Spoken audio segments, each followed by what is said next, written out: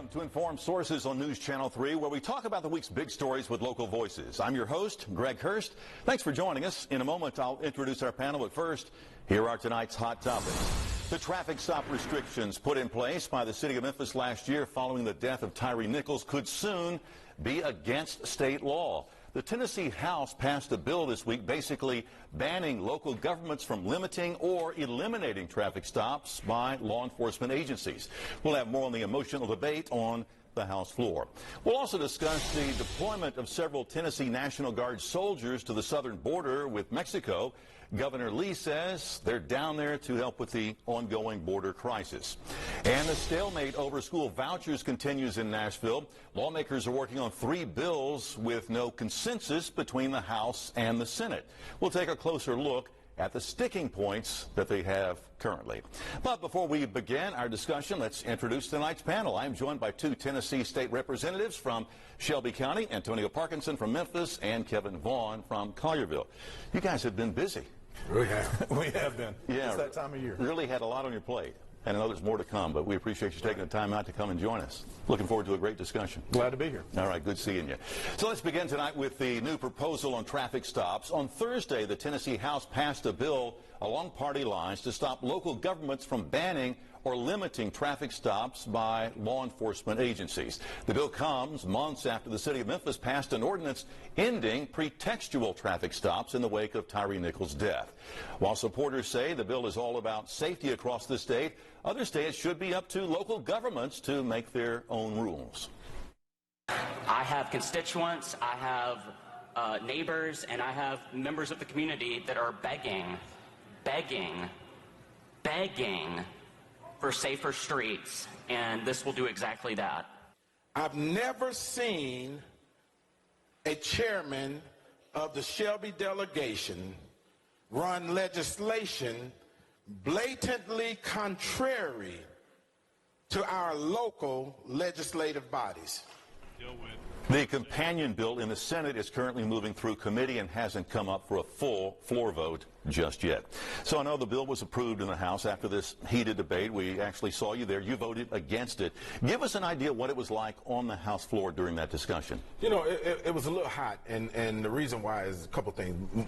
Firstly, the parents of Tyre Nichols had been up at the state legislature for the entire week prior to that, right? There was an agreement made between the parents and the chairman of the delegation, John Gillespie, that the bill will be heard next week, and they were going to come together and have some conversations about it, see how they could shape the bill a little bit better to be sensitive to the parents of Tyre Nichols, who were the catalyst for the resolution that City Council passed. And that meeting never happened, and that bill got ran while the family members were away because they were told they didn't have to come. And then as chair of delegation, which I've been before, right, we usually support the local legislative bodies in their wishes and carry the message for them to Nashville. And this is the first time I've ever seen our leader go contrary to what the legislative bodies in the city of Memphis and County Commission were asking for. Representative, I don't believe you were there for that vote. I think you had some other business to take care of. You certainly know about this bill that's on the table. Why are there such stark differences on issues like this drawn between party lines?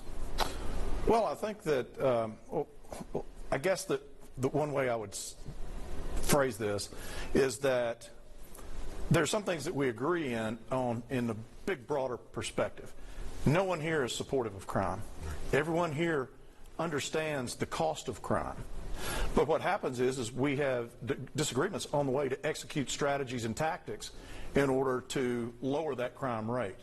And I know that particularly in the area of law enforcement, there's strong disagreements on what the proper way to handle some of these issues are.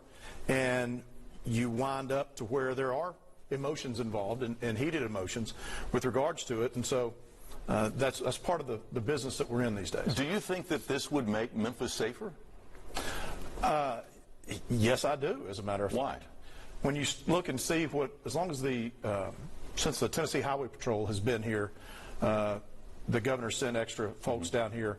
When you start looking at the arrests and confiscations of things that they had while they were here, they weren't bound by the city ordinances. You have data showing that they were effective, and these traffic stops are effective.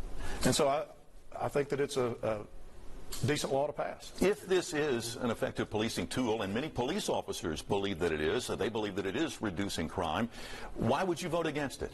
Well, two reasons. One is you want to make sure that you maintain local control. We fight to maintain local control and not have the state overreaching, just as the state doesn't want the federal government overreaching into his business.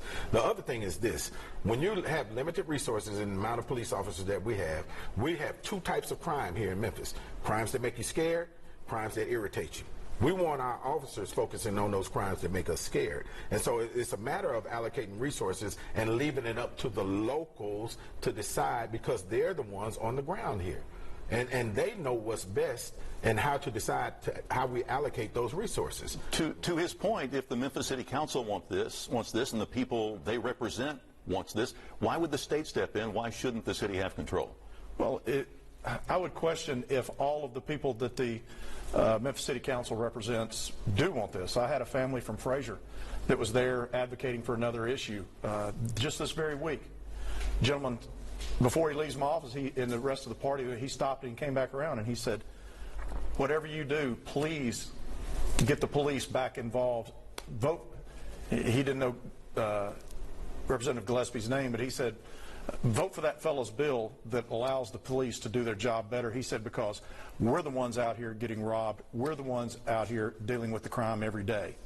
And the other issue that I'd like to bring out is that we're starting to feel here in the city of Memphis. I don't live in the city of Memphis. I live in Collierville, but I have family that lives here. I have a lot of interest particularly in a lot of the institutions that are here in Memphis. We're starting to feel the physical effects. People are feeling the physical and the emotional and the trauma effects of crime, yes. But we're starting to see trends of it having a cost. What the crime is bringing about, the deterrence of people wanting to come to Memphis to do things. And whenever we see that cost being brought about, it's going to have to be borne by somebody. And that is, and the state is part of the funding mechanism of a lot of things within the city. And so I think that we do have an interest with regards to what's going on in Memphis, particularly with this thing that we've got going on right now. There's also another bill that's going to be, or that already has been introduced by one of your Senate colleagues. It's called, I believe, the Second Opinion Act, and it would allow prosecutors from another county to actually come in and prosecute a crime in Shelby County if in the event that Steve Mulroy decides not to pursue that. The police really want to pursue it. Is that something that you could get on board with? No. Why? No, because we elected, whether you like it or not, we elected district attorney.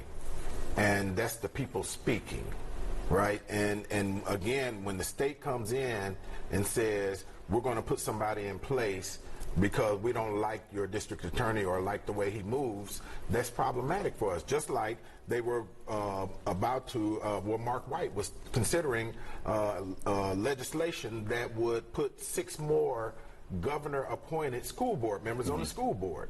And that's ridiculous. That's crazy. That's insulting, actually. And when the people here, through our democracy, elected who they wanted to lead in those areas. And so, again, I'll say this again, and I think this is important to note.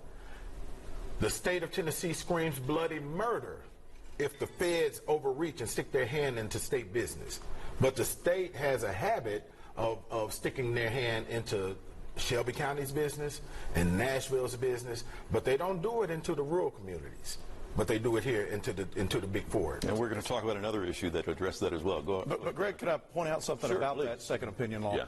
There has to be a nexus between the bill that you're talking about. There has to be a nexus between a crime that was committed in Memphis and a crime that's committed in a neighboring jurisdiction. So it's not like we can just say, hey, pick and choose. Pick and choose. Yeah. There has to be something that does that. Say that someone is stopped in a traffic stop in Somerville and it's a felon with a gun, stolen gun, right, that's been used in a crime. So then, therefore, there is a nexus between what's happening in that other district and what is happening in Shelby County. So it's not just, hey, we didn't get what we wanted out of our DA, we're going to go shop it around to other DAs to prosecute. There has to be a legal nexus. Yeah, like you said, you all want to reduce crime. You just have maybe different ways of getting around it or getting to it. Right. All right, when we come back, we're going to shift our focus from crime to the crisis at the border. Why? Well, because Tennessee is sending National Guard troops to Texas to help out. We'll talk about the governor's decision coming up next on Informed Sources.